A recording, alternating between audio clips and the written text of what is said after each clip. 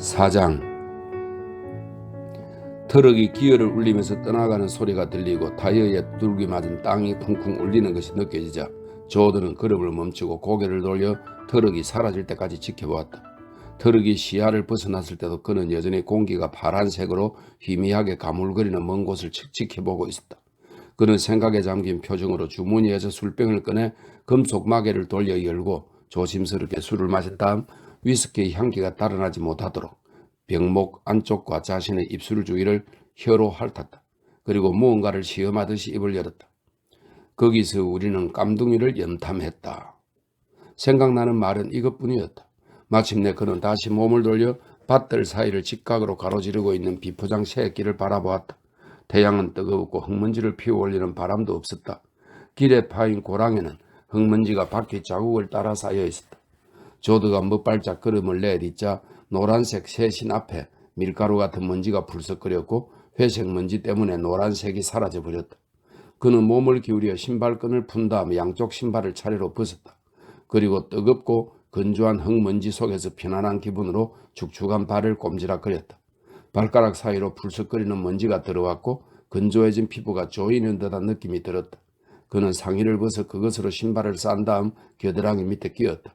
그러고 나서야 그는 길을 따라 걸어가기 시작했다. 그의 앞에서 피어오른 흙먼지가 그의 뒤에서 땅 위에 낮게 걸린 먼지 구름이 되었다. 길 오른쪽에는 울타리가 세워져 있고 버드나무 기둥에는 가시 철조망 두 가닥이 감겨 있었다. 구부정한 모양의 기둥은 제대로 손질도 되어 있지 않은 상태였다. 적당한 높이의 가지가 갈라진 부분이 나올 때마다 가시 철조망이 걸쳐져 있었고 갈라진 부분이 없을 때는 가시 철조망이 녹슨 철사로 기둥에 묶여 있었다. 울타리 너머로는 바람과 더위와 가뭄에 녹초가 된 옥수수 밭이 펼쳐졌다. 이파리와 줄기가 만나는 오목한 부분에는 흙먼지가 가득했다. 조드는 먼지 구름을 꽁무니에 매단 채 터벅터벅 걸었다. 약간 앞쪽에 등딱지가 높이 둥글게 솟아오른 땅거북 한 마리가 보였다. 녀석은 흙먼지 속에서 천천히 기어가고 있었다. 녀석의 다리가 뻣뻣하게 경련하듯이 움직였다. 조드는 걸음을 멈추고 녀석을 지켜보았다. 그의 그림자가 거북의 몸 위에 드리워지자마자 거북은 머리와 다리를 집어넣고 몽툭한 꼬리도 옆으로 집어넣었다. 조드는 녀석을 들어올려 뒤집었다. 녀석의 등은 흙먼지처럼 갈색이 섞인 회색이었지만 등딱지 아래쪽은 크림색이 섞인 노란색이었으며 깨끗하고 매끈했다. 조드는 팔에 끼고 있던 짐꾸러미를 더 높이 밀어올리고 손가락으로 거북의 매끄러운 배를 쓰다듬으며 눌러보았다.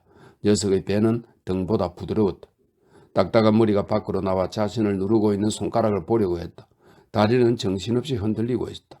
거북은 조드의 손 위에서 오줌을 지리며 허공에서 몸부림쳤지만 아무 소용이 없었다. 조드는 녀석을 다시 똑바로 돌린 다음 신발과 함께 상의로 쌌다. 녀석이 발밑에서 몸부림치는 것이 느껴졌다. 그는 고운 흙먼지 속에서 팔꿈치를 약간 끌며 아까보다 조금 빠르게 걷기 시작했다. 그의 앞에 뻗어있는 길가에 먼지로 뒤덮인 앙상한 버드나무 한 그루가 그림자를 들이우고 있었다. 빈약한 가지가 길 위에 늘어지고 이파리들이 털갈이를 하는 닭처럼 누더기가 되어 있는 것이 보였다. 조드는 이제 땀을 흘리고 있었다. 등과 겨드랑이 부분에서는 셔츠의 파란색이 더 짙어졌다. 그는 모자의 차양을 잡아당겨 중간의 딱딱한 테를 완전히 접어버렸다. 새 것처럼 보이지 않기 위해서였다. 그리고 저 멀리 버드나무 그늘을 향해 한층 더 열심히 속도를 내어 걷기 시작했다. 버드나무가 있는 곳까지 가면 틀림없이 그늘이 있을 터였다. 태양이 이미 정점을 지났기 때문에 적어도 나무 줄기의 짙은 그림자라도 있을 것이다. 이제 그의 목덜미를 후려치고 있는 햇빛 때문에 머릿속이 조금 윙윙거렸다. 나무의 밑동은 보이지 않았다. 나무가 평지보다 오랫동안 물을 붙잡아두는 저습지에서 자라났기 때문이었다. 조드는 햇빛을 이기려는 듯 걸음을 빨리하며 내리막길을 내려가기 시작했다. 그러나 나무 줄기의 그늘 속에 이미 누가 앉아있는 것을 보고 조심스레 걸음을 늦추었다. 어떤 남자가 나무 줄기에 등을 기대고 앉아있었다. 그는 다리를 꼬고 있었는데 아무것도 신지 않은 한쪽 발이 그의 머리 높이까지 쭉 올라와 있었다. 그는 그녀는 내 애인입니다 라는 노래를 음숙하게 휘파람으로 부느라 조드가 다가오는 소리를 듣지 못한 모양이었다. 쭉 뻗어있는 발이 박자를 맞춰 위아래로 천천히 까딱거렸다. 춤을 출 수 있는 노래는 아니었다. 그가 휘파람을 멈추고 편안하고 가느다란 테너로 노래를 부르기 시작했다. 그가 나의 구세주입니다. 예수님이 나의 구세주입니다. 예수님이 나의 구세주입니다. 솔직히 악마는 아닙니다. 예수님이 이제 나의 구세주입니다. 남자는 조드가 군데군데 구멍이 뚫린 나뭇잎의 그림자 속으로 들어온 다음에야 그의 기척을 알아차렸다. 그가 노래를 멈추고 고개를 돌렸다. 기다란 머리는 마치 뼈에다 가죽을 씌워 놓은 것 같은 모습이었다. 목은 샐러리 줄기처럼 튼튼하고 근육질이었다. 커다란 눈은 밖으로 튀어나와 있었고 눈동자를 덮느라 한껏 늘어난 눈꺼풀은 생살처럼 붉은 색이었다. 갈색으로 빛나는 뺨에는 수염이 전혀 없었고 도톰한 입술은 우습기도 하고 관능적이기도 했다. 단단한 매부리 코 위의 피부는 한껏 당겨져 있어서 콧잔등이 하얗게 보였다. 그의 얼굴에는 땀방울이 전혀 없었다. 당당하게 우뚝 솟은 창백한 이마도 마찬가지였다. 이마는 비정상적으로 보일 만큼 넓었으며 관자놀이에는 가느다란 파란색 정맥들이 보였다. 얼굴의 절반이 눈 위에 있는 것 같았다. 뒤로 빗어넘긴 뻣뻣한 흰머리는 손가락으로 대충 빗은 것처럼 엉망이었다. 그가 입고 있는 옷은 파란색 셔츠와 위아래가 붙은 작업복 바지였다. 노색 단추가 달린 데님 상의와 돼지고기 파이처럼 구겨진 얼룩덜룩한 갈색 모자가 땅바닥에 놓여 있었다. 캔버스로 만든 운동화는 먼지 때문에 회색으로 변한 채 그가 벗어 던진 자리에 그대로 있었다. 남자가 조드를 바라보았다. 빛이 그의 갈색 눈 안쪽으로 깊이 들어가 버리는 것 같았다. 빛 때문에 홍채 안쪽 깊숙한 곳에 있는 작은 황금색 반점들이 보였다. 잔뜩 긴장하고 있는 목 근육도 두드러져 보였다. 조들은 여전히 군데군데 구멍이 뚫린 나뭇잎 그림자 속에 서 있었다. 그는 모자를 벗어 땀에 젖은 얼굴을 훔친 다음 바닥에 던져버리고 둘둘 만 상의도 땅 위에 놓았다. 완전한 그늘 속에 있는 남자가 꼬우고 있던 다리를 풀고 발끝으로 땅을 헤집었다. 조드가 말했다. 안녕하십니까? 저 길이 지옥보다 더 덥군요. 남자가 무언가를 묻는 듯한 시선으로 조드를 빤히 바라보았다. 자네 젊은 톰 조드가 아닌가? 톰 영감 아들이지? 예, 멀리서 왔습니다. 집에 가는 길이에요. 내가 기억나지 않는 모양이군. 남자가 말했다. 그가 미소를 짓자 도톰한 입술 사이로 커다란 말 같은 이빨이 드러났다. 그래, 기억 못하겠지. 내가 자네한테 성령을 주었을 때 자네는 어린 여자애들 머리칼을 잡아당기느라고 항상 바빴으니까 말이야. 따은 머리를 아예 뿌리채 뽑아버릴 기세였지. 자네는 기억 못할지도 모르지만 난 기억한다네. 자네가 그렇게 머리칼을 잡아당기고 다니는 바람에 자네 부자가 한꺼번에 예수님을 찾게 됐잖아. 관계 수로에서 두 사람이 한꺼번에 세례를 받았지. 고양이 새끼들처럼 서로 싸우고 소리를 질러대면서 말이야. 조드는 눈을 내리깐 채 남자를 바라보다가 웃음을 터뜨렸다. 이런 목사님이시군요. 목사님이세요. 어떤 사람한테 목사님 이야기를 한 지 1시간도 안 됐는데. 옛날에는 목사였지.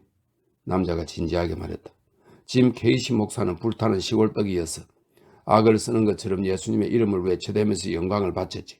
관계 수로에서 세례를 줄 때면 죄를 뉘우치는 죄인들이 머뭇거리면서 수도를 가득 채웠고 말이야. 그놈들 중 절반은 물에 빠지는 걸 좋아했어. 하지만 다 옛날 얘기지. 그가 한숨을 쉬었다. 지금은 그냥 짐 케이시야. 이제는 그런 부름을 받지 못한다네. 죄스러운 생각도 많이 하고. 하지만 그런 생각들이 조금 현명한 것 같기도 해. 이런저런 생각을 하다 보면 또 이런저런 생각이 떠오르게 마련이죠. 목사님이 분명히 기억납니다. 예배를 훌륭하게 이끌곤 하셨는데 언제나 설교를 하시는 내내 물구나무 선 채 손으로 걸어다니던 게 생각납니다. 머리가 터질 것처럼 소리를 질러대셨죠. 목사님은 어머니가 제일 좋아하던 분이셨습니다. 할머니는 목사님이 성령으로 가득 찼다고 하셨고요. 조드는 둘둘만 상의를 뒤져 주머니를 찾아내서는 술병을 꺼냈다. 거북이 다리 하나를 움직였지만 그는 녀석을 단단히 싸버렸다. 그가 마개를 열고 병을 내밀었다. 한 모금 하실래요? 케이시는 병을 받아들고 무언가 생각에 잠긴 사람처럼 바라보았다. 지금은 별로 설교를 하지 않아. 이제는 사람들 속에 성령도 별로 없고 그보다 더 나쁜 건 나한테도 이제 성령이 없다는 거지.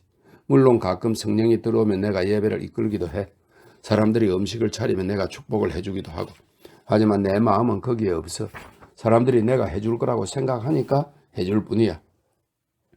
조드는 다시 모자로 얼굴을 닦았다.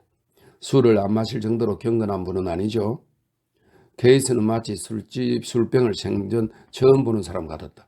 그는 병을 기울여 크게 세 모금을 마셨다. 좋은 술이군. 그가 말했다. 그럼요. 공장에서 만든 건데요. $1 주고 샀어요. 조드가 말했다. 케이스는 술을 한 모금 더 마시고 나서 조드에게 병을 돌려주었다. 그렇겠지. 그렇고 말고. 그가 말했다. 조드는 병을 받아들였다. 그리고 예의를 지키느라 소매로 병 입구를 닦지 않은 채 그냥 술을 마셨다. 그는 상의에 엉덩이를 대고 쭈그리고 앉아 둘둘 말아놓은 상의에 병을 기대 똑바로 세워두었다. 그러고는 손가락으로 바닥을 더듬어 작은 가지 하나를 찾아냈다. 자기 생각을 땅에 그림으로 그리기 위해서였다. 그는 땅에서 나무 잎을 쓸어내고 바닥을 평평하게 골랐다. 그리고 다각형과 작은 원들을 그렸다. 목사님을 오랫동안 뵙지 못했는데요. 그가 말했다. 아무도 날 못 봤지.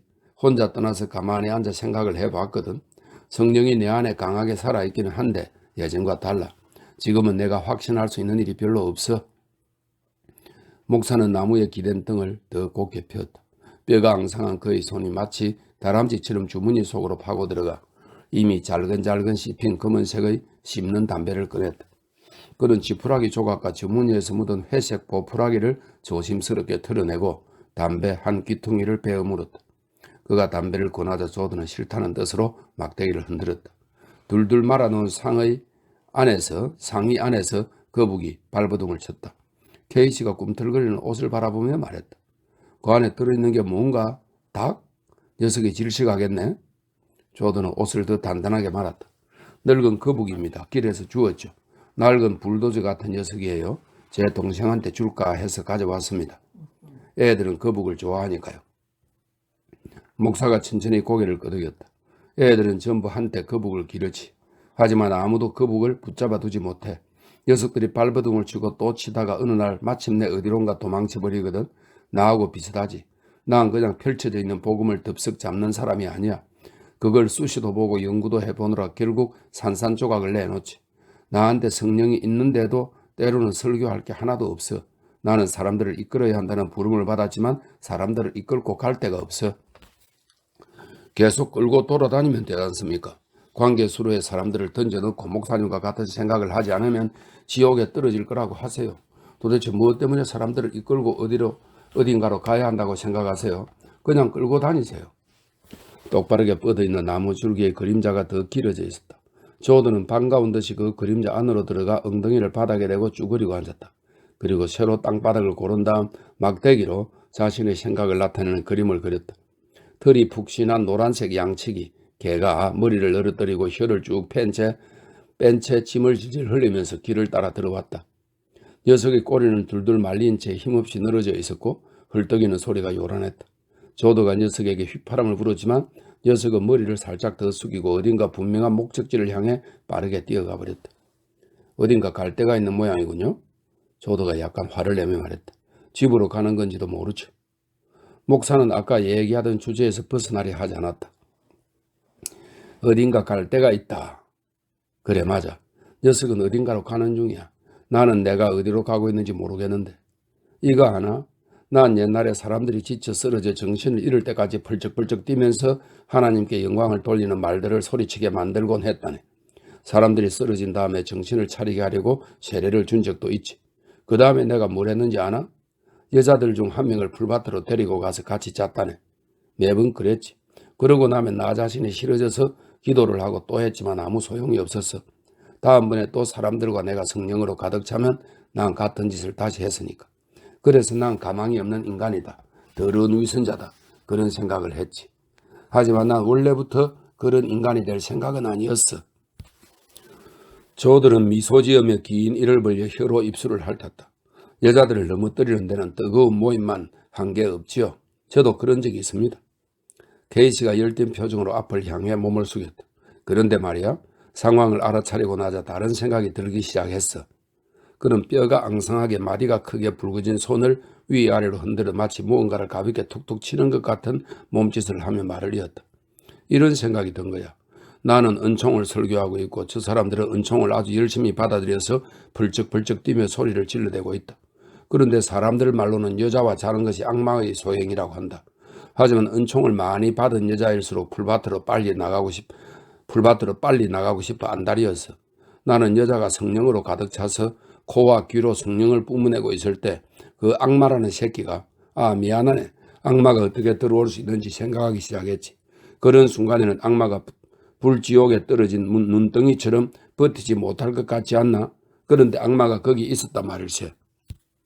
그의 눈이 흥분으로 빛나고 있었다. 그는 잠시 뺨을 꿈틀거리다가 흙먼지 속으로 침을 뱉었다. 침 덩어리가 바닥을 구르자 흙먼지가 거기에 달라붙어 마침내 둥글고 건조한 작은 콩알처럼 변했다. 목사는 양손을 펼치고 마치 책을 읽는 것처럼 손바닥을 들여다보았다. 그리고 그가 부드럽게 말을 이었다. 나는 모든 사람들의 영혼을 내 손에 쥐고 있었네. 그게 내 책임이었고 그 책임을 나도 느끼고 있었지. 그런데도 매번 나는 여자랑 잤단 말이야. 그가 조드를 바라보았다. 무기력한 표정이었다. 그의 얼굴은 도와달라고 외치고 있었다. 조들은 땅바닥에 조심스레 여자의 몸통을 그렸다. 여자의 가슴, 엉덩이, 골반도. 저는 목사 일을 해본 적이 없습니다. 뭔가 잡을 수 있겠다 싶으면 그걸 그냥 내버려 두지도 않았죠. 그리고 그걸 얻고 나면 기쁘다는 생각 외에 아무 생각도 안 했습니다. 하지만 자네는 목사가 아니었잖나. 여자는 자네한테 그냥 여자였어. 자네한테는 여자가 아무것도 아니었다고. 하지만 내게 여자는 신성한 그릇이었네. 난 그 여자들의 영혼을 구원하고 있었어. 온갖 책임을 짊어진 내가 그들을 성령으로 인해 거품을 물게 해놓고 풀밭으로 데리고 나간 거야. 어쩌면 제가 목사 노릇을 해봤어야 하는 건지도 모르겠네요.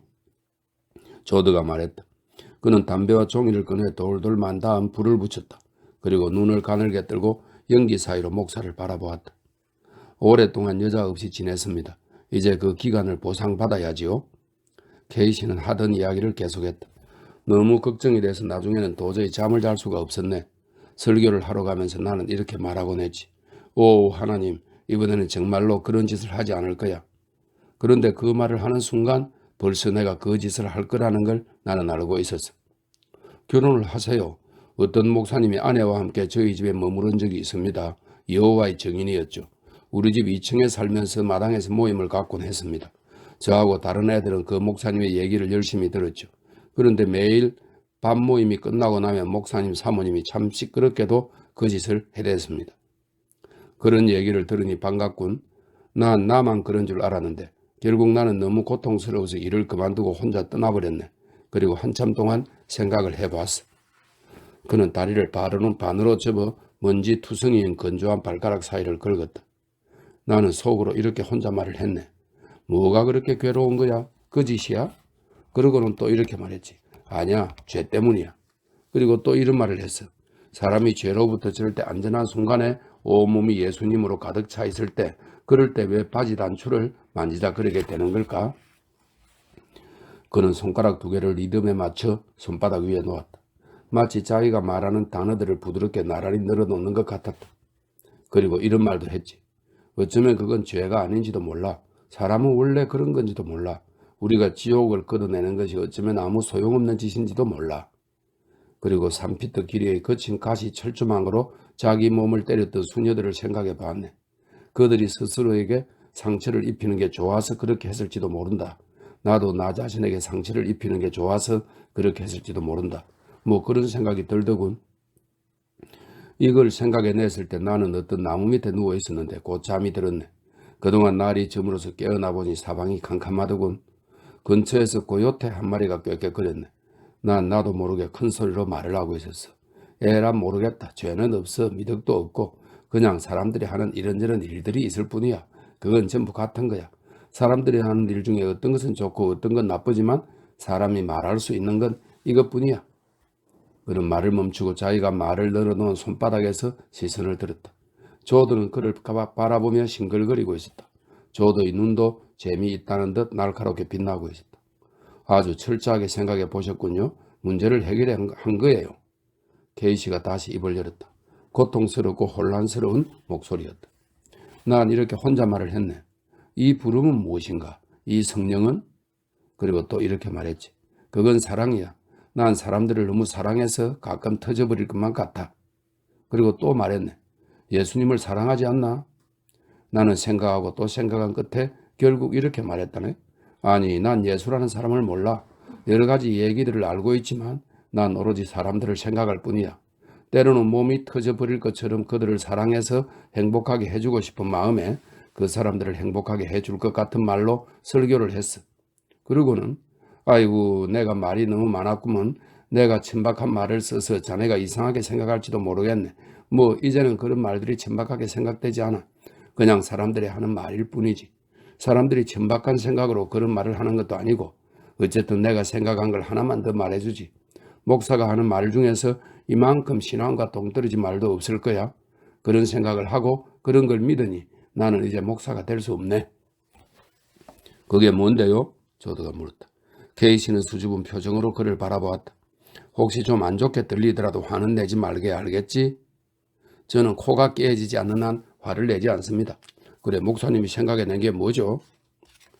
난 성령과 예수님의 길에 대해 생각해 봤네. 이런 생각이 들었지. 우리가 왜 그걸 하나님이나 예수님에게 걸어야 하나? 어쩌면 우리가 사랑하는 건 바로 남자와 모든 여자인지도 몰라.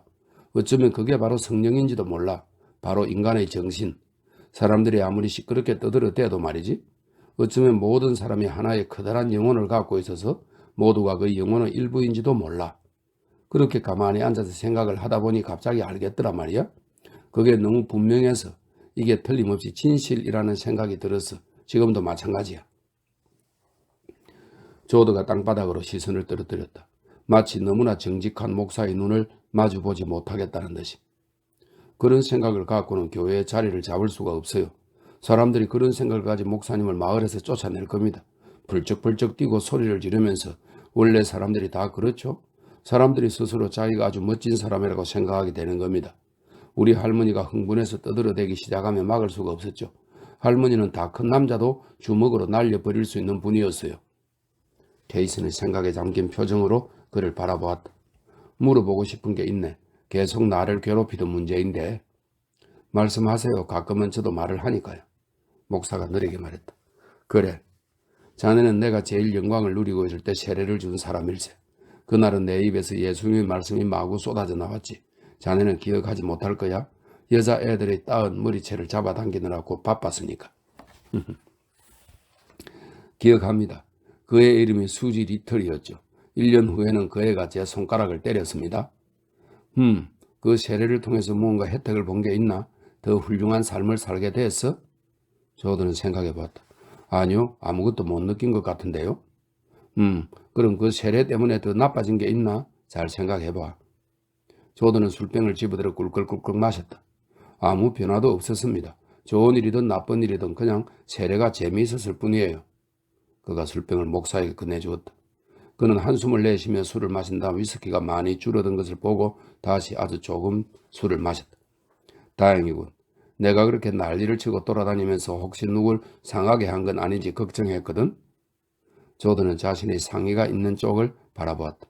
거북이 옷 속에서 빠져나와 처음 조드와 만났을 때 가고 있던 방향으로 서둘러 움직이는 것이 보였다. 조드는 녀석을 잠시 바라보다가 천천히 일어나서 녀석을 집어들어 다시 옷으로 쌌다. 애들한테 줄 선물이 없어요. 이 거북밖에. 그가 말했다. 재미있어. 자네가 나타났을 때 나는 자네 아버지 톰 조드를 생각하고 있었다네. 톰을 한번 찾아가 볼까 하고 말이야. 옛날에는 톰이 신을 믿지 않는 사람이라고 생각했지. 톰은 어떻게 지내고 있나? 저도 모릅니다. 4년 동안 집에 온 적이 없으니까요. 톰이 자네한테 편지도 안 썼어? 조드는 당황한 기색이었다. 글쎄요. 아버지가 원래 글씨를 잘 쓰는 편이 아니라서 아예 글을 안 쓰는 편이죠. 아버지는 누구 못지않게 멋지게 서명을 하고 나서 연필을 핥곤 하셨어요. 하지만 편지를 쓰신 적은 한 번도 없습니다. 입으로 할 수 없는 말이라면 편지로 쓸 필요도 없다고 항상 말씀하시죠. 그동안 여행을 다녔나? 케이시가 물었다. 조드는 의심스럽다는 듯이 그를 바라보았다. 제 얘기 못 들으셨어요? 모든 신문에 제 얘기가 났는데. 아니, 한 번도 못 들어서 무슨 일인데? 그가 한쪽 다리를 다른 쪽 다리 위로 휙 올리며 나무에 기댄 몸을 조금 더 아래로 미끄러뜨렸다. 호후가 빠르게 지나가고 있었고 태양의 색깔이 더 선명해지고 있었다. 조드가 유쾌하게 말했다. 지금 그냥 목사님께 말해버리는 게 낫겠네요. 하지만 만약 목사님이 지금도 목회를 하고 계셨다면 말하지 않을 겁니다. 목사님이 저에 대한 기도를 할까봐. 그는 마지막 남은 위스키를 다 마시고 병을 던져버렸다. 납작한 갈색 위스키의 병이 흙먼지 위로 가볍게 미끄러졌다. 저는 메갈레스트 교도소에 4년 동안 있었습니다. 케이시가 그를 향해 급히 몸을 돌렸다. 눈썹이 아래로 내려가 있어서 그러지 않아도 넓은 이마가 훨씬 더 넓어 보였다. 그런 얘기 하고 싶지 않겠지? 난 자네한테 아무것도 묻지 않을 거야. 만약 자네가 나쁜 짓을 했다면. 저는 또 그런 상황이 되면 같은 짓을 할 겁니다. 싸우다가 사람을 죽였어요. 춤을 추러 갔다가 다들 술에 취했는데 그놈이 저한테 칼을 찔러 넣기에 저는 거기 있던 삽으로 그놈을 죽였습니다. 그걸로 똑바로 내리쳐서 으깨버렸죠. 케이시의 눈썹이 다시 제자리로 돌아갔다. 그럼 그 일이 전혀 부끄럽지 않단 말인가? 예, 부끄럽지 않아요. 그놈이 저를 먼저 칼로 찌른 게 인정돼서 7년을 선고받았습니다. 그리고 4년 만에 지금 막 나왔죠. 가석방으로. 그럼 4년 동안 식구들 소식을 전혀 못 들은 거야? 아, 들었어요. 어머니가 2년 전에 카드를 보냈더군요. 지난 크리스마스에는 할머니가 카드를 보냈고요. 나 참, 감옥에 같이 있는 녀석들이 얼마나 우스댔는지. 나무 그림에다가 눈처럼 보이는 반짝이를 붙여놨더라고요. 시도 하나 적혀 있었습니다. 메리 크리스마스 예쁜 아이야. 순하고 상냥한 예수님. 크리스마스 트리 밑에 내가 너에게 주는 선물이 있단다. 아마 할머니는 그 시를 읽어보지도 않았을 겁니다. 판매원이 내민 것 중에 제일 반짝이는 걸로 골랐겠죠. 저와 같은 감방에 있던 녀석들은 죽을 것처럼 우스댔습니다. 그 뒤로는 나를 순한 예수님이라고 부르더군요. 할머니가 웃기는 장난을 치려고 그런 건 아닙니다. 그냥 카드가 예쁘다는 생각에 시를 읽어볼 생각을 안 한 것뿐이죠. 제가 떠나던 해에 안경을 잃어버리셨거든요. 아마 그 뒤로 안경을 못 찾았을 겁니다. 메갈레스트에서 대우는 어땠나? 아, 괜찮았습니다. 규칙적으로 식사를 할 수 있고 깨끗한 옷도 나오고 목욕탕도 있어요. 어떤 면에서는 상당히 괜찮습니다. 여자가 없는 게 힘들죠. 조던은 갑자기 웃음을 터뜨렸다. 가석방으로 나간 친구가 있는데 약 한 달 뒤에 가석방 조건을 어겨서 되돌아왔습니다. 왜 그랬냐고 누가 물었더니 그놈이 이러더군요. 아, 젠장. 우리 아버지 집에는 문명의 이기가 하나도 없더라고. 전기도 안 들어오고 샤워 시설도 없어. 책도 없고 음식도 엉망이었어. 그래서 문명의 이기도 조금 갖춰져 있고 식사도 규칙적으로 할 수 있는 곳으로 돌아왔다는 겁니다. 그놈 말이 밖에서는 다음에 뭘 할지 생각해야 하기 때문에 고독했다고 하더군요. 그래서 자동차를 한 대 훔쳐서 감옥으로 돌아왔답니다. 조드는 담배를 꺼내 입김을 불어가며 갈색 종이 뭉치에서 종이를 한 장 떼어낸 다음 담배를 말았다. 그놈 말이 옳습니다. 어젯밤에 저도 어디서 잠을 잘까 생각하다가 겁이 났습니다. 교도소 침대가 생각났죠. 감방에 같이 있던 녀석이 뭘 하고 있는지 궁금하기도 하고 저와 몇 명이 모여서 밴드를 만들었거든요. 실력이 좋았습니다. 라디오에 출연해도 되겠다고 말한 녀석도 있었다니까요. 그런데 오늘 아침에 도대체 몇 시에 일어나야 할지 알 수가 없었어요. 그래서 벨이 울리기를 기다리며 그냥 누워 있었죠. 케이시가 쿡쿡 웃었다. 익숙해지면 제재소에서 나는 시끄러운 소리도 그리워지는 법이니까.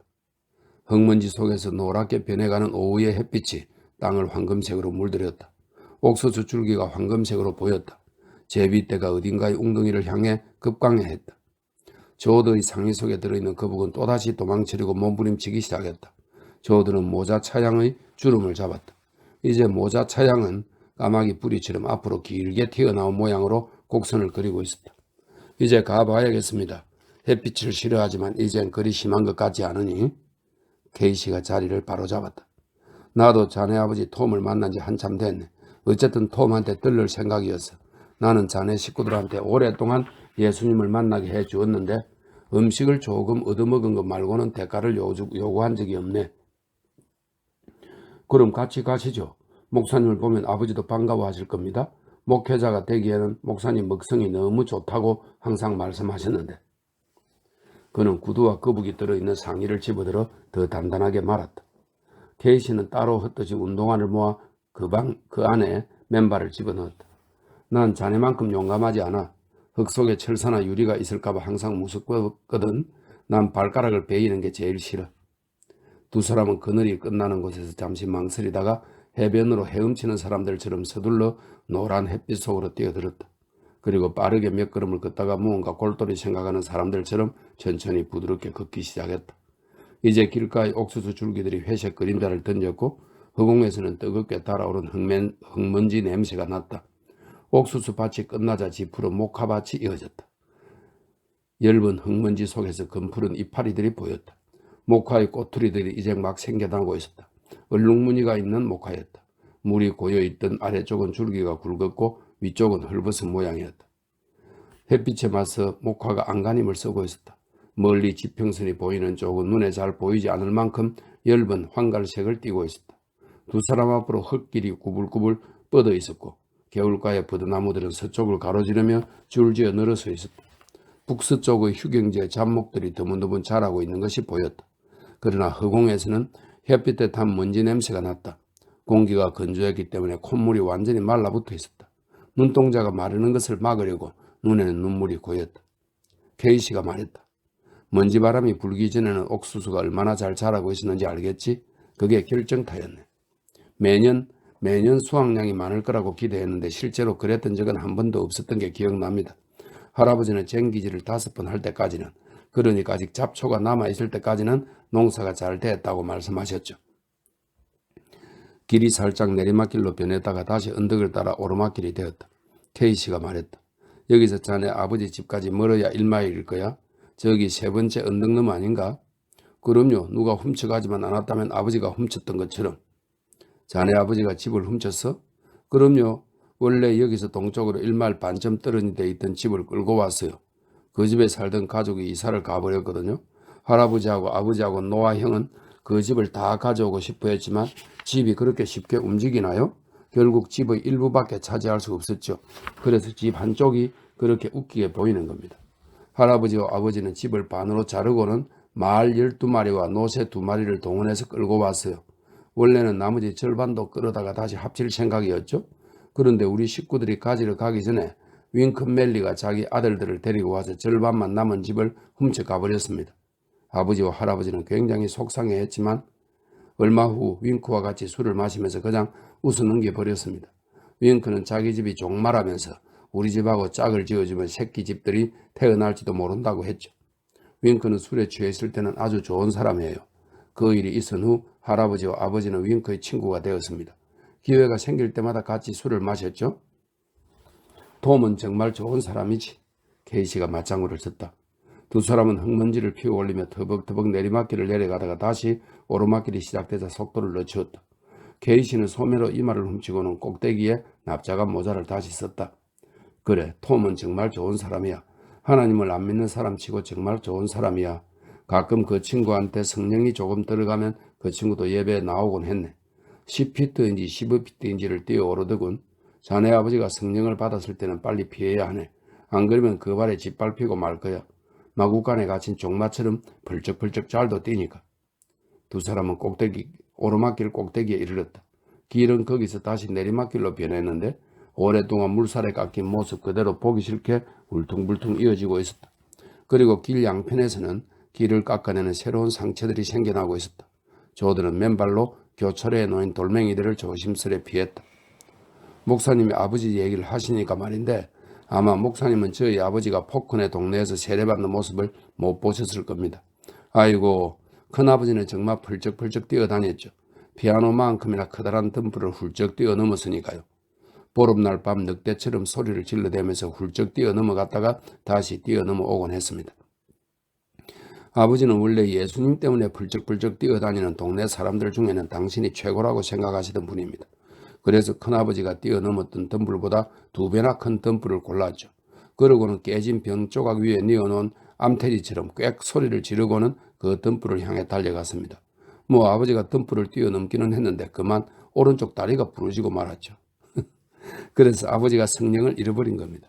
목사님은 성령을 다시 붙들어 오려고 기도를 하고 싶어 했지만 아버지는 싫다고 했어요. 의사한테 진찰을 받아야 한다는 생각으로 머리가 가득 차 있었거든요. 마을에 의사는 없었지만 이 마을 저 마을을 떠돌아다니는 치과 의사는 있었습니다. 그 사람이 아버지 다리를 고쳐줬죠. 목사님도 어쨌거나 아버지 다리를 위해선 기도를 해주었고요. 두 사람은 물살에 깎인 길의 반대편에서 완만한 오르막길을 더벅더벅 걸어 올라갔다. 이제 해가 지고 있었으므로 햇빛이 아까처럼 뜨겁지는 않았다. 공기는 아직 뜨거웠지만 쨍쨍 내려 쪼이던 햇살은 약해져 있었다. 구부정한 기둥에 묶인 가지 철조망이 길 가장자리를 따라 계속 이어졌다.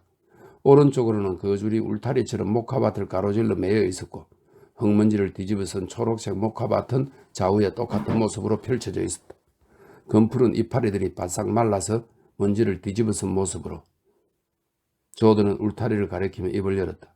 저것이 저희 경계선입니다. 저기서는 사실 울타리가 필요하지 않았어요. 하지만 아버지는 우리한테 가시 철조망이 있으니까 그걸 거기다 메어두고 싶어 하셨죠. 무언가가 분명해지는 것 같은 느낌이 든다면서요. 어느 날 밤 큰아버지가 둘둘 감은 가시 철조망 6뭉치를 집마차에 싣고 오지 않았다면 울타리도 만들지 않았을 겁니다.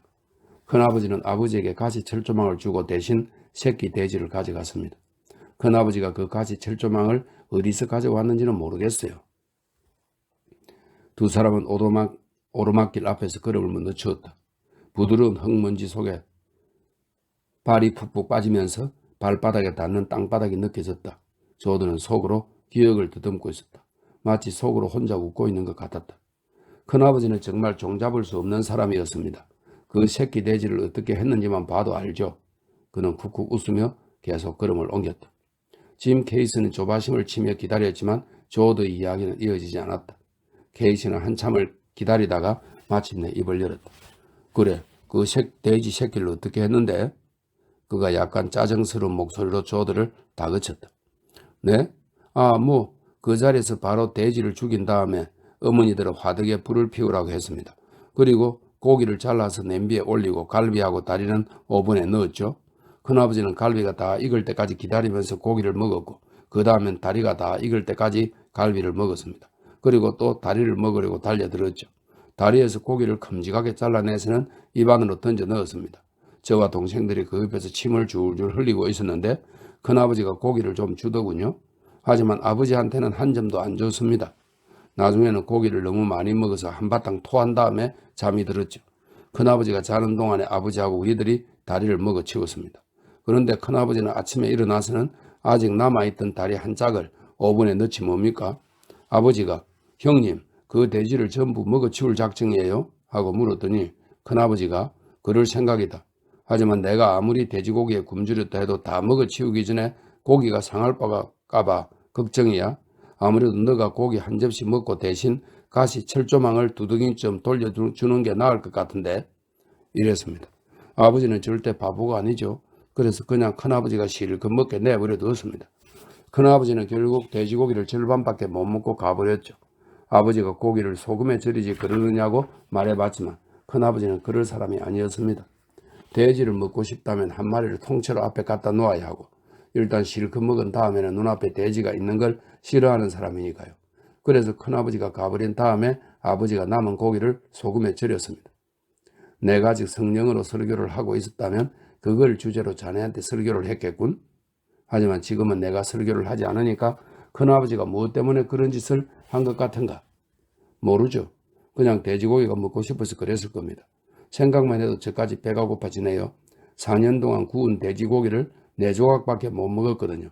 크리스마스 때마다 한 조각씩. 케이시가 조심스럽게 의견을 내놓았다. 어쩌면 자네 아버지가 성경에 나오는 탕자 이야기처럼 살찐 송아지를 한 마리 잡을지도 모르지. 조드는 말도 안 된다는 듯이 웃음을 터뜨렸다. 저희 아버지가 어떤 사람인지 모르시는군요. 아버지는 닭을 죽이면서 닭보다 더 비명을 지를 사람입니다. 도대체 깨닫지를 못해요. 아버지는 항상 크리스마스를 위해 돼지를 남겨두는데 녀석이 9월쯤에 위 확대증인지 뭔지로 죽어버려서 우리는 결국 고기를 못 먹게 됩니다. 큰아버지는 돼지고기를 먹고 싶으면 그냥 먹어버려요. 그래서 그때 그 고기를 먹은 겁니다.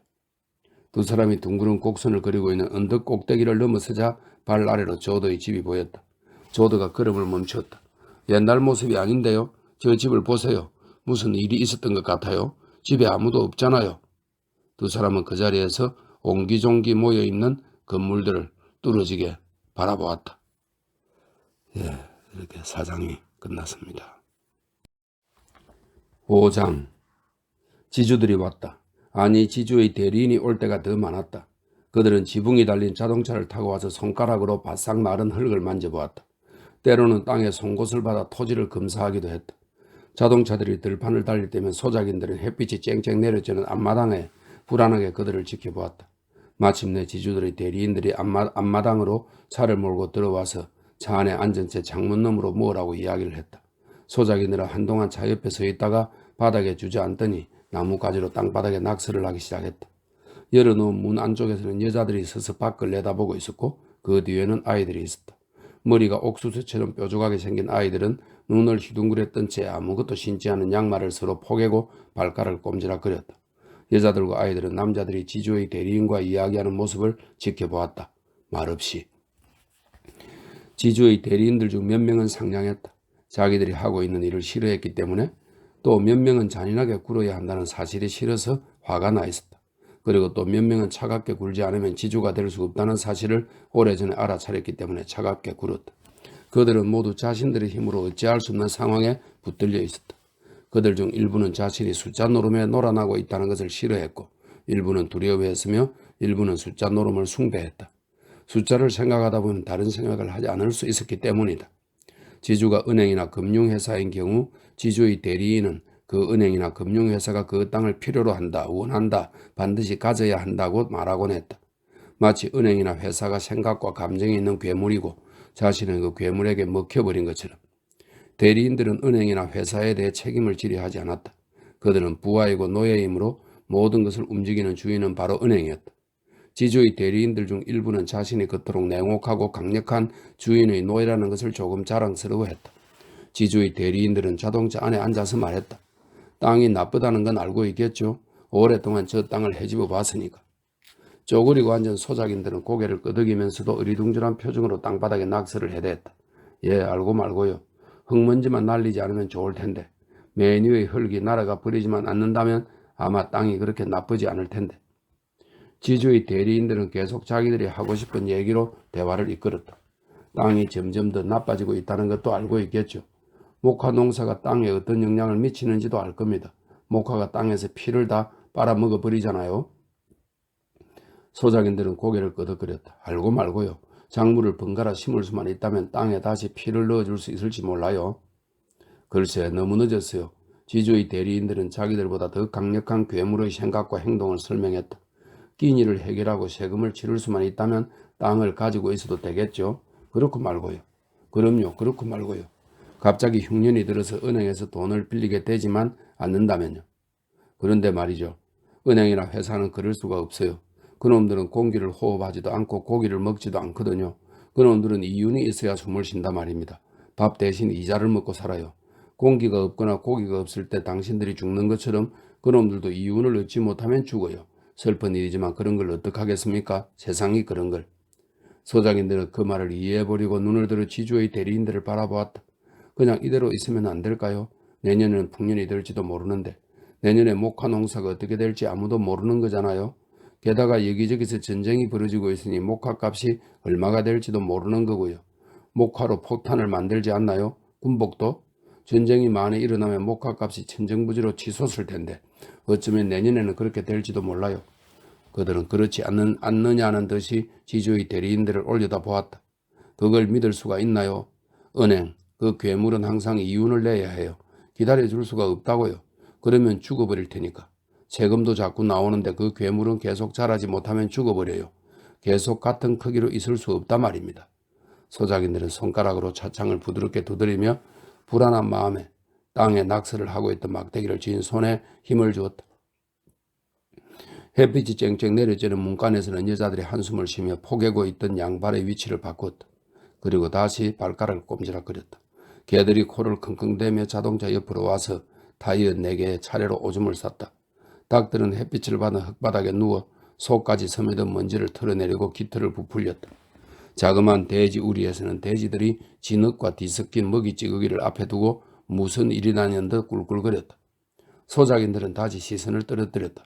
우리들은 어쩌라는 거죠? 소장로는 더 낼 수는 없어요. 지금도 굶다시피 하니까. 아이들은 항상 배를 곪고 있어요. 입을 옷도 없습니다. 찢어진 누더기 뿐이니까요. 우리 이웃들도 우리랑 같은 형편이니까 망정이지. 그렇지 않았다면 부끄러워서 모임도 못 나갈 겁니다. 마침내 지주의 대리인들이 요점을 꺼냈다. 소작 제도는 이제 소용이 없습니다. 트랙터만 있으면 한 사람이 12가구나 14가구 몫을 해낼 수가 있으니 그 사람한테 월급을 주고 추수한 걸 이쪽이 다 갖는 편이 낫죠. 그렇게 해야 합니다. 우리도 좋아서 하는 일은 아니지만 괴물이 지금 아프거든요. 괴물한테 뭔가 일이 생긴 모양이에요. 하지만 그러다가 목화 농사 때문에 땅이 망가질 거예요. 우리도 알아요. 땅이 죽어버리기 전에 빨리 목화를 걷어들여야죠. 그리고 땅을 팔아치울 겁니다. 동부에는 땅을 갖고 싶어하는 사람이 많으니까. 소작인들은 깜짝 놀란 얼굴로 시선을 들었다. 그럼 우리는요? 어떻게 먹고 살라고요? 당신들은 여기를 떠나야 합니다. 쟁기가 이 앞마당도 훑고 지나가게 될 테니까. 소작인들이 성난 얼굴로 자리에서 일어섰다. 우리 할아버지가 이 땅을 개척했습니다. 인디언을 죽이고 내쫓았다고요. 우리 아버지는 여기서 태어나 잡초도 뽑고 뱀도 죽였습니다.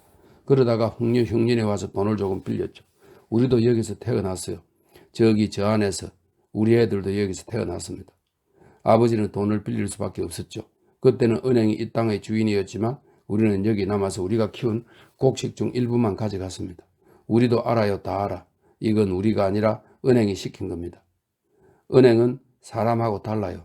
땅을 5만 에이커나 가진 지주도 평범한 사람들하고는 다르죠. 괴물이 되는 겁니다. 그렇겠지. 소작인들이 소리쳤다. 하지만 이건 우리 땅입니다. 우리가 청량하고 우리가 개간했어요. 우리는 여기서 태어나 이 땅 때문에 목숨을 잃기도 했고 또 여기서 죽었어요. 땅이 나빠졌다 해도 여전히 우리 겁니다. 우리가 여기서 태어나 여기서 일하고 여기서 죽으니까 우리 땅이에요. 땅의 주인이란 건 그런 겁니다. 숫자가 적힌 서류로 주인이 되는 게 아니라 말입니다. 미안합니다. 우리가 그러는 게 아니잖아요. 괴물이 시키는 겁니다. 은행은 사람하고 달라요. 그렇지만 은행도 사람들이 모여서 만든 거잖아요. 아니, 틀렸어요. 틀렸어. 은행은 사람하고 달라요.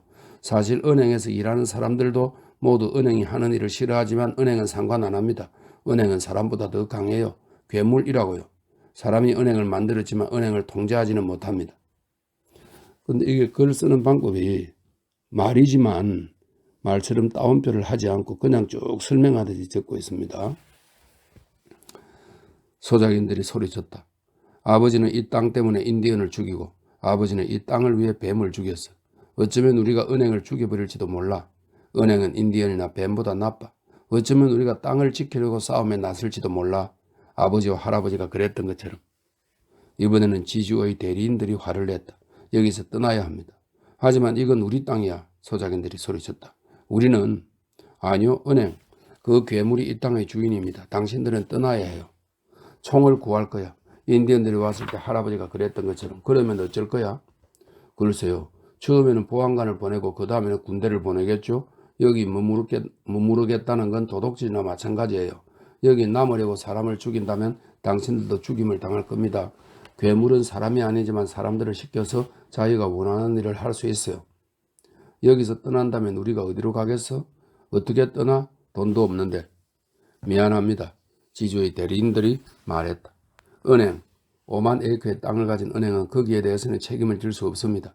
당신들은 지금 자기 것이 아닌 땅을 차지하고 있어요. 다른 주로 가면 가을에 목화를 딸 수 있을지도 모릅니다. 정부의 구호 대상자가 될 수 있을지도 모르고 서부의 캘리포니아로 한번 가보지 그래요? 거기에는 일자리도 있고 추운 겨울도 없습니다. 게다가 손만 뻗으면 오렌지를 딸 수 있어요. 그리로 가보지 그래요? 지주의 대리인들은 차를 출발시켜 그 자리를 떠나버렸다. 소작인들은 다시 쭈그리고 앉아 막대기로 흙바닥에 낙서를 하며 생각에 잠겼다. 햇빛에 탄 얼굴은 검은색이었고 햇볕에 치인 눈동자는 연한색이었다. 문간에 서있던 여자들이 조심스레 남자들에게 다가왔다. 아이들도 여자들 뒤에서 조심스레 살금살금 다가왔다. 언제라도 도망칠 준비를 하고서. 좀 나이가 많은 사내 아이들은 아버지들 옆에 쭈그리고 앉았다. 그러면 어른이 된 것 같으니까. 시간이 흐른 후 여자들이 물었다. 그 사람이 뭐래요? 남자들은 잠시 시선을 들었다. 고뇌의 흔적이 눈에 남아있었다. 여길 떠나래. 디렉터와 관리인을 두겠다고. 공장처럼. 어디로 가죠? 여자들이 물었다. 몰라. 모르겠어. 여자들은 아이들을 앞세워 재빨리 조용하게 다시 집 안으로 들어갔다. 그들은 남자들이 속이 상해서 사랑하는 가족들에게 화를 낼지도 모른다는 것을 알고 있었다. 그들은 흙바닥에서 생각에 잠겨있는 남자들을 방해하고 싶지 않았다. 시간이 조금 흐르면 남자가 주위를 둘러볼지도 몰랐다. 강철 주둥이에 꽃이 새겨져 있고 그 위 목처럼 생긴 손잡이가 있는 10년 전에 설치한 펌프를, 수많은 닭들을 죽인 커다란 도마를, 흙간에 누워있는 곡괭이를, 썩가래에 걸려있는 독특한 곡식 저장통을. 집 안에서는 아이들이 여자들 주위에 모여 있었다. 우린 어떻게 되는 거야 엄마? 어디로 가? 여자들이 말했다. 몰라. 아직은. 밖에 나가서 놀아라. 하지만 아버지 옆에는 가지 마. 가까이 갔다가 아버지한테 맞을지도 모르니까. 그리고 여자들은 하던 일을 계속했다. 그러나 그들은 흙바닥에 쪼그리고 앉아서 곤혹스러운 얼굴로 생각에 잠긴 남자들에게서 한시도 시선을 떼지 않았다. 트랙터가 도로를 넘어 밭으로 들어왔다. 벌레처럼 움직이지만 벌레치고는 믿을 수 없을 만큼 힘이 센 거대한 생물이었다. 트랙터는 땅 위를 기어다니며 일항을 만들고 흙을 뒤집었다. 디젤 트랙터는 가만히 있을 때는 그냥 빈둥거리는 것 같았지만 움직일 때는 천둥 같은 소리를 내다가 차츰 단조롭게 우르렁거리는 소리로 잦아들었다. 들창코의 괴물들이 흙먼지를 일으킨 다음 그 속에 주둥이를 들이밀었다. 그들은 울타리와 앞마당을 지나고 도랑을 지나 마을을 곧장 가로질렀다. 땅 위를 그냥 달리는 것이 아니라 스스로 길을 만들어가며 달렸다. 그들은 산도 협곡도 수로도 울타리도 집도 모두 무시했다. 운전석의 쇠의자에 앉은 남자는 사람처럼 보이지 않았다. 장갑과 보안경을 끼고 코와 입에 고무로 된 방진 마스크를 쓴 그 사람은 괴물의 일부였으며 로봇이었다. 실린더의 천둥 같은 소리가 온 마을에 울려 퍼지면서 공기와 흙 속에 스며들었다. 그래서 흙과 공기도 같은 리듬으로 진동했다. 운전석의 남자는 트랙터를 통제할 수 없었다. 트랙터는 10여 개의 농장을 꿰뚫으며 마을을 똑바로 가로질렀다가 다시 똑바로 돌아왔다. 운전석에서 녀석의 방향을 바꿀 수 있었지만 운전사는 손을 움직이지 못했다.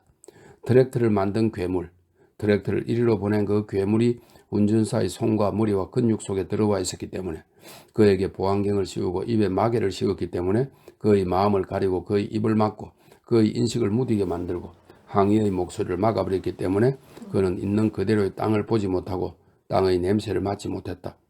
발로 흙덩어리를 밟아보거나 땅의 온기와 힘을 느끼지도 못했다. 그는 쇠로 만든 의자에 앉아서 쇠로 만든 페달을 밟았다. 그는 자신의 연장인 기계에 응원을 보내거나 기계를 때리거나 저주를 퍼붓거나 격려하지도 못했다. 그는 땅을 알지도 못하고 믿지도 못하고 간절히 원하지도 않았다. 땅에 떨어진 씨앗이 싹을 틔우지 못한다 해도 그에게는 아무 의미가 없었다.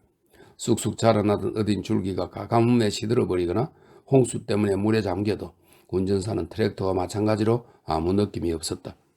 은행이 땅을 사랑하지 않듯 그도 땅을 사랑하지 않았다. 그가 트랙터에 찬사를 보낼 수는 있었다.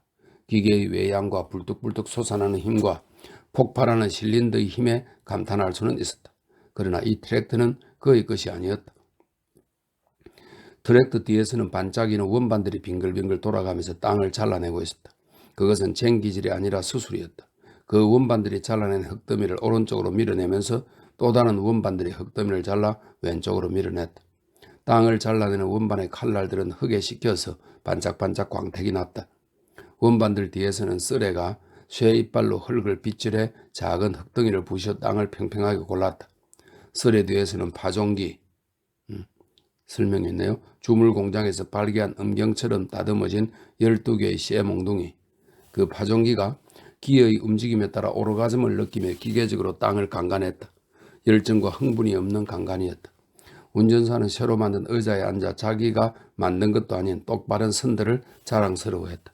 자기 것도 아니고 애정도 없는 트랙터를 자랑스러워했다.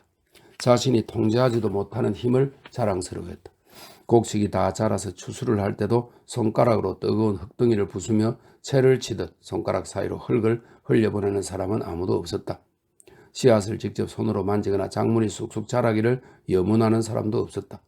사람들은 자기가 기르지도 않은 곡식으로 만들어진 빵을 먹으며 아무런 교감도 느끼지 못했다. 땅은 쇠뭉치 밑에서 열매를 맺고 쇠뭉치 밑에서 점점 죽어갔다. 땅을 사랑하는 사람도 정오하는 사람도 없고 땅을 위한 기도도 저주도 없었기 때문에. 정오가 되면 트랙터 운전사는 가끔 소작이네 집 근처에 차를 세우고 도시락을 열었다. 밀랍으로 먹인 종이로 산 샌드위치였다. 하얀 빵, 피클, 치즈, 스팸, 엔진 부품처럼 상표가 찍힌 파이 한 조각. 그는 아무런 맛도 느끼지 못한 채 도시락을 먹었다. 아직 떠나지 않은 소작인들이 와서 보안경과 방진 마스크를 벗은 그의 얼굴을 신기한 듯 바라보았다. 그의 눈, 코, 입 주위에 커다란 하얀 원이 생겨 있었다. 트랙터는 계속 한가로이 배기가스를 내뿜었다. 연료가 아주 싸기 때문에 시동을 껐다가 다시 걸기 위해 디젤 엔진을 가열하는 것보다 계속 엔진을 켜두는 편이 더 효율적이었다. 호기심 많은 아이들이 가까이 몰려들었다. 누더기를 걸친 그 아이들은 구경을 하면서 기름에 튀긴 빵을 먹었다. 그들은 샌드위치의 포장을 벗기는 운전사의 모습을 굶주린 시선으로 바라보았다. 굶주림 때문에 감각이 날카로워진 아이들의 코가 피클, 치즈, 스팸의 냄새를 맡았다. 그들은 운전사에게 말을 걸지 않았다. 음식을 입으로 가져가는 운전사의 손을 바라볼 뿐이었다. 그들은 그가 음식을 씹는 모습을 지켜보지 않았다. 아이들의 눈은 샌드위치를 들고 있는 운전사의 손으로 옮아갔다. 얼마 후 마을을 떠날 수 없었던 소작인이 밖으로 나와 트랙터 옆의 그늘에 쭈그리고 앉았다. 이런 조 데이비스의 아들이잖아. 맞아요. 운전사가 말했다. 무엇 때문에 이런 일을 하는 건가? 고향 사람들하고 맞서가면서 하루에 3달러를 받거든요. 끼니를 해결하려고 비굴한 짓까지 했는데도 굶어야 하는 생활에는 이제 신물이 나요. 처자식도 있으니 식구들이 먹고 살아야 하잖아요. 하루에 3달러예요. 게다가 매일 그 돈을 받을 수 있고. 맞는 말이야. 하지만 자네가 하루에 3달러를 벌기 위해 15이나 20집 식구들이 쫄쫄 굶고 있어. 자네가 하루에 3달러를 벌기 때문에 거의 100명이나 되는 사람들이 외지로 나가서 길거리를 헤매고 있다고 안 그래? 그런 것까지 생각할 수는 없어요. 내 아이들부터 생각해야지. 하루에 3달러씩 매일 돈을 받는다고요. 시대가 변하고 있어요. 아저씨 모르겠어요? 땅이 2천, 5천, 1만 에이커나 되고 트랙터까지 가진 사람이 아니면 땅으로는 먹고 살 수 없게 되었다고요. 농지는 이제 우리처럼 하찮은 사람들의 것이 아니에요. 우리가 포드 자동차를 만들 수도 없고 전화회사도 아니라고 해서 불평할 수는 없잖아요. 지금은 농사도 마찬가지예요. 어쩔 수 없어요. 어디서든 하루에 3달러를 벌 수 있는 길을 찾아보세요. 그 방법뿐이에요. 소작이는 생각에 잠긴 듯 입을 열었다. 참 웃기는 일이구먼. 사람이 땅떼기라도 조금 갖고 있으면 그 땅이 바로 그 사람이고 그 사람의 일부고 그 사람을 닮아가는 법인데 사람이 자기 땅을 걸으면서 땅을 관리하고 흉작이 들면 슬퍼하고 비가 내리면 기뻐하고 그러면 그 땅이 바로 그 사람이 되는데 그 땅을 갖고 있다는 이유로 사람이 더 커지는 법인데 농사가 잘 안 되더라도 땅이 있어서 사람이 크게 느껴지는 법인데 원래 그런 건데. 소작이는 계속 생각에 잠긴 얼굴로 말을 이었다. 하지만 사람이 땅을 갖고 있으면서도 그 땅을 직접 보지 않거나 시간이 없어서 땅을 손으로 만져보지 못하거나 땅 위를 걸어볼 수 없다면 그래도 그 땅은 그 사람을 닮아가지. 그래서 그 사람은 자기가 원하는 일을 할 수 없고 자기가 생각하고 싶은 걸 생각할 수 없어. 땅이 그 사람이니까. 그 사람보다 더 강하니까. 그 사람은 커지는 게 아니라 오히려 작아져. 그냥 재산이 많을 뿐이지. 그 사람은 땅의 하인일 뿐이야. 그것도 원래 다 그런 법이라고. 운전사는 상표가 붙은 파이를 우죽우죽 씹어 먹으며 파이 껍질을 버렸다. 시대가 변했다니까요. 그런 생각을 하고 있으면 아이들한테 줄 밥이 생기겠어요? 하루에 3달러를 벌어서 아이들을 먹여야죠. 다른 사람 애들 말고 아저씨네 애들만 걱정하세요. 아저씨가 그런 얘기를 하고 다닌다고 소문이 나면 절대 하루에 3달러를 벌 수 없을 거예요. 아저씨가 하루에 3달러를 벌 생각 말고 다른 생각을 조금이라도 하고 있으면 높은 양반들이 아저씨한테 3달러짜리 일자리를 안 줄 거라고요. 자네가 버는 3달러 때문에 거의 100명이나 되는 사람들이 거리로 나앉았다니까? 우리가 어디로 가겠어? 그 말을 들으니 생각나는데 아저씨도 빨리 떠나시는 게 좋을 거예요. 저녁 먹고 나서 제가 아저씨네 앞마당으로 트랙터를 몰 거니까. 자네가 오늘 아침에 우물을 메워버렸잖아. 그래요. 직선으로 움직여야 하니까. 어쨌든 저녁 먹고 나서 아저씨네 앞마당으로 갈 거예요. 그리고 아저씨가 우리 아버지랑 잘 아는 사이니까 얘기해 드릴게요. 어디든 아직 사람들이 살고 있는 곳에서 내가 사고를 일으키면 그러니까 내가 집에 너무 가까이 다가가서 집이 조금 무너지기라도 하면 난 아마 2달러쯤 더 받게 될지도 몰라요. 그런데 우리 집 막내 녀석은 아직 구두를 신어본 적이 없거든요. 그 집은 내가 내 손으로 지은 거야. 헛못으로 두들겨 펴서 지붕 널빤지를 붙였다고. 쓱가리는 짐을 쌀 때 쓰는 철사로 도리에 동념했지. 그 집은 내 거야. 내가 지었어. 자네가 그 집을 들어받으면 내가 창문에서 자네를 쏠 거야. 그냥 가까이 다가오기만 해도 내가 자네를 토끼처럼 쏴버릴 거야. 제가 그러고 싶어 그러는 게 아니에요. 저도 어쩔 수 없다고요. 그렇게 안 하면 목이 잘리니까. 아저씨가 저를 죽이면 어떻게 되는지 알아요? 그 사람들이 아저씨를 교수대로 보낼걸요. 게다가 아저씨가 교수대에 매달리기 훨씬 전에 벌써 나 말고 다른 놈이 트랙터를 몰고 올 거예요. 그 놈이 아저씨 집을 무너뜨리겠죠. 저를 죽여봤자 소용없어요. 그래? 자네한테 명령을 내린 놈이 누구야? 그 놈을 잡아야겠어. 그 놈을 죽여야겠어. 아저씨는 잘못 생각하고 있어요. 그 사람도 은행에서 지시를 받은 거예요. 은행이 그 사람한테 사람들을 쫓아내지 못하면 그 사람이 쫓겨날 거라고 말했단 말이에요. 그럼 은행 총재가 있을 거 아니야? 이사회도 있을 거고. 총에다 총알을 가득 채워서 은행으로 가야겠다. 누가 그러는데 은행은 동부에서 지시를 받고 있대요. 땅에서 이윤을 내지 못하면 은행을 폐쇄해버리겠다. 이랬대요. 그럼 어디가 끝이야? 끝이야. 누구를 쏴야 되는 거냐고? 난 굶어 죽기 전에 날 굶기는 놈을 죽일 거야. 저도 몰라요. 어쩌면 아저씨가 죽일 사람이 아무도 없는지도 모르죠. 어쩌면 사람이 문제가 아닌지도 몰라요. 아저씨 얘기처럼 어쩌면 땅이 이런 짓을 하고 있는 건지도 몰라요. 어쨌든 전 제가 무슨 명령을 받았는지 아저씨한테 미리 얘기해 드렸어요. 방법을 찾아야 해. 우리 모두. 이 일을 막을 수 있는 방법이 있을 거야. 이건 벼락이나 지진하고 달라. 이건 인간이 저지른 짓이라고. 그렇다면 틀림없이 우리가 막을 수 있을 거야.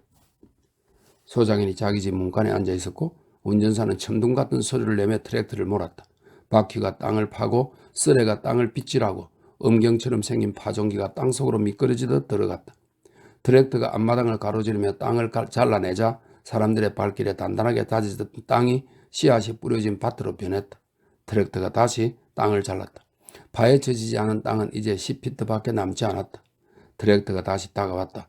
새로 만든 흙바퀴가 집 한 귀퉁이로 파고들어 벽을 허물고 작은 집을 송두리째 뽑아버렸다. 집이 옆으로 쓰러지며 벌레처럼 짓밟혔다. 운전사는 보안경을 쓰고 고무로 만든 방진 마스크로 코와 입을 가리고 있었다. 트랙터가 계속 일직선으로 나아가며 천둥 같은 소리로 공기와 땅을 진동시켰다. 소작이는 소총을 손에 들고 트랙터의 꽁무니를 물끄러미 바라보았다. 그 옆에는 아내가, 뒤에는 조용해진 아이들이 있었다. 모두들 트랙터의 꽁무니를 물끄러미 바라보았다.